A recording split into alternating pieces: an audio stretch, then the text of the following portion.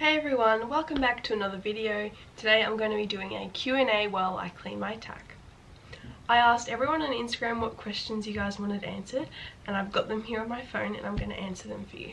I've got my two bridles here, and before I get started on my questions, I'm going to take off my bit and I'm going to just put it in a bucket of soapy water so I can clean it.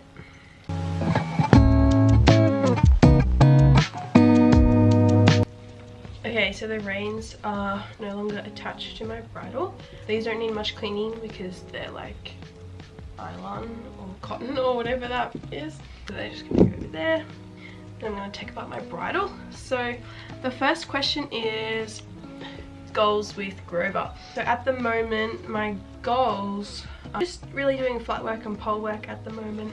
So I'm trying to improve like everything about that and get a nice canter. And working on collection and forward and really just like all the basic things and trying to establish them before I get back into jumping.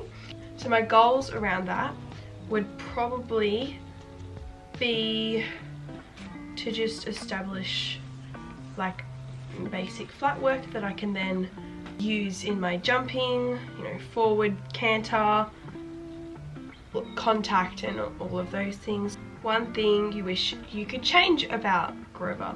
So probably I wish he was a bit older. I wish maybe a year or two older. So if he was 4.5 or 5, that's probably one of the things that I would change about him. I think that's it. I wouldn't change much about him because I think he's already taught me a lot and teaching me a lot of things. Yeah, so I wouldn't change that much about him, just if he was a little bit older. Are you coming to bonio.SJ/ISJ in September? Yes, I am coming. I am not riding because, as I said before, I'm not jumping at the moment, but I am coming. I am just helping out my friends on for the ISJ on the Friday, and then for the Saturday, which is the bonio monthly jumping, I'll be working, so I'll be penciling in the judges books. So I am coming on the Friday and the Saturday and just helping out.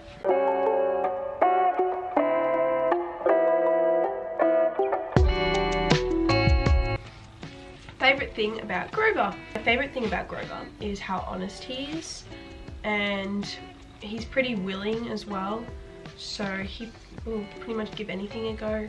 Just really honest, and he's not a crazy like off the track thoroughbred or anything. He's like really chill, and that's probably my other favorite thing about him. He's not your like typical off the track thoroughbred, so he's quite easy to handle and everything about like that. He's just really laid back and just really easy. So although he's still young and obviously doesn't really know much, that's really the only thing. He's green, but he's not like really crazy and stuff, so it's a lot easier to, you know, teach him things and just handling him and riding him and everything like that, because I can trust him and I don't have to worry about him doing anything crazy most of the time.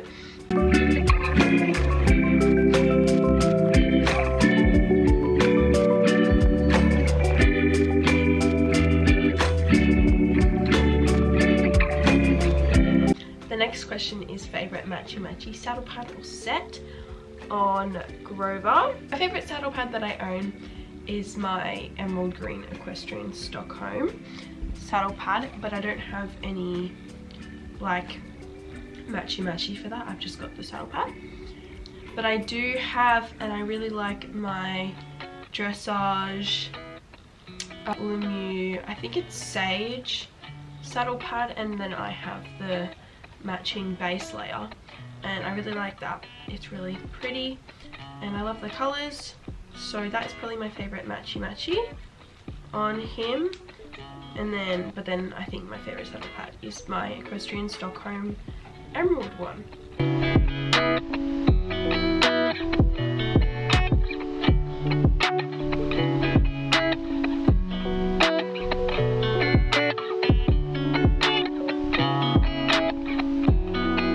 Next question is, what goal do you aim to achieve by the end of the year with Grover?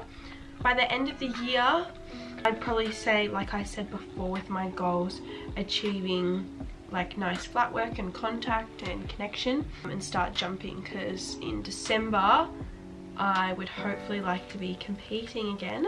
I'm aiming for the December monthly at Bonio Park, so that's probably my goal, to do that by the end of the year, is to be ready to do that and like do well and just have a nice, be jumping nice. And obviously I can't expect too much because again he's a young horse and you know they're both learning and it's difficult, but I think that by the end of the year I would like to have be jumping nice and you know start competing again.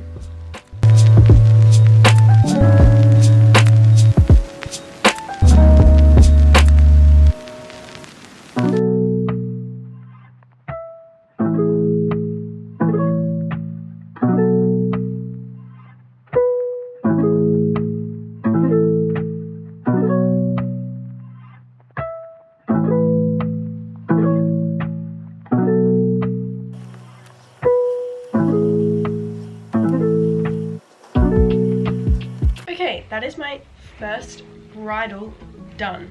So now I can move on to this one and start taking it apart. By the way, I have two bridles because this one is my bitless bridle and this one is my like bitted bridle for like dressage and stuff. So this is the one I use the most. But yes, I'm going to start taking this one apart.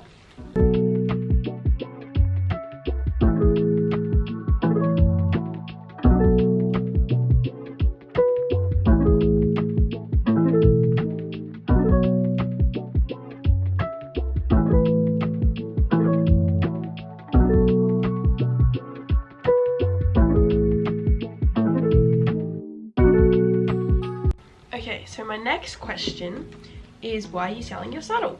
So probably most people on YouTube won't know this, but if you've seen on Instagram, yes, I am selling my saddle. I've had to get a new saddle because I got the saddle fitter out and my saddle actually didn't fit Grover, and like in places where like they couldn't adjust it. So I've had to sell that saddle and get another saddle. I'll make another video when my new saddle arrives and like my first ride in my new saddle and everything like that, and I'll show you the saddle. Basically, the short answer is that it just didn't fit him and I've had to get a new saddle. My old saddle is still for sale, so if you do need a new saddle, it is an amazing saddle. It just didn't fit my horse. I love it, it's super comfortable. I can put the photos and stuff here and I'll link it down below on where I'm selling it. There's more photos on Facebook, so you could probably search for it on Facebook, on Marketplace. That is why I'm selling my saddle. Not that complicated, just didn't fit in. Stay tuned for the video on seeing my new saddle for the first time and you know riding in it and all that. So if you want to see that, that should be posted hopefully in about a week, 2 weeks.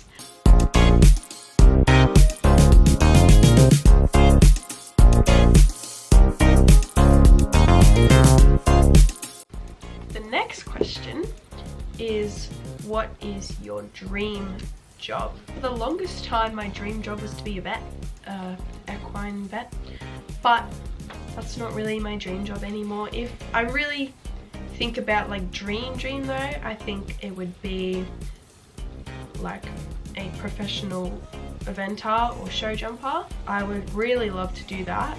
So I'd say my dream job would to be like a professional eventer, like go to the Olympics and stuff like that. I think that would definitely be my dream.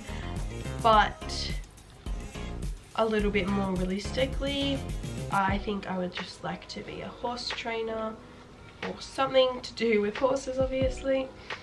Yeah, so that is my dream job. The next question is, who do you look up to?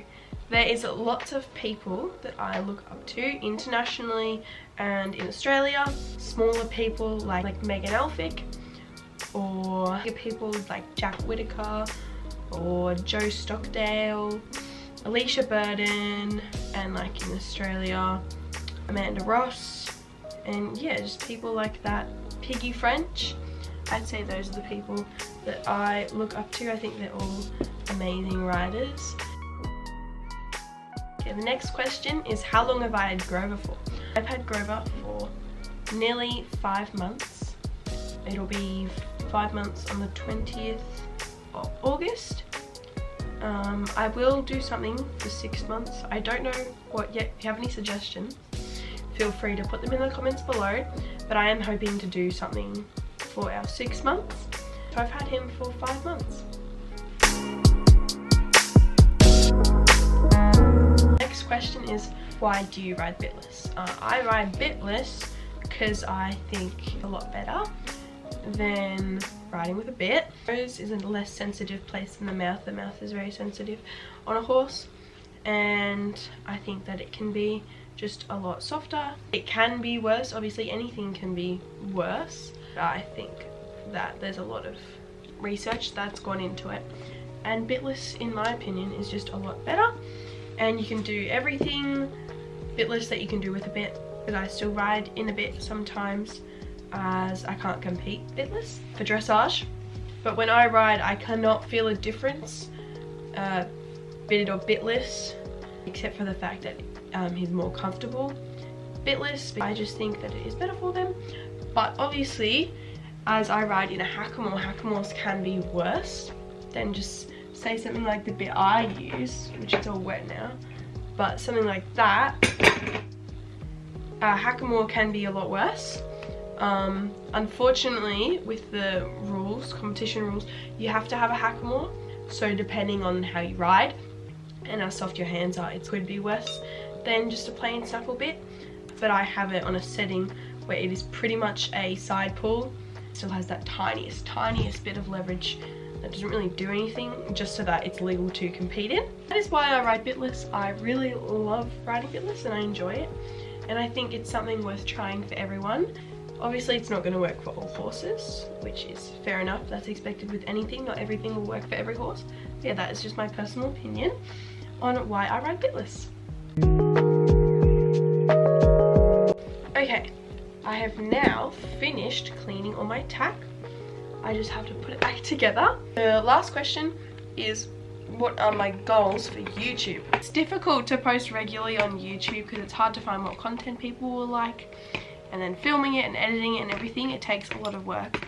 It's a lot of effort. I do enjoy posting YouTube videos and making YouTube videos, so that's why I'm trying to get back into it and posting more often, so that hopefully more people can see my videos and more views and all that sort of stuff.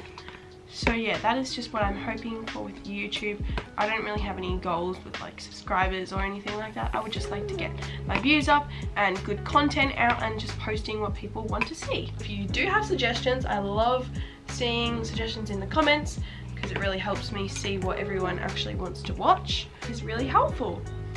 I hope you enjoyed this video. I have to still put all of my bridles back together. If you like this video, leave a thumbs up. Feel free to comment below video suggestions and do you like this video and what you want to see more of. So thank you so much for watching, and I'll see you next time. Bye!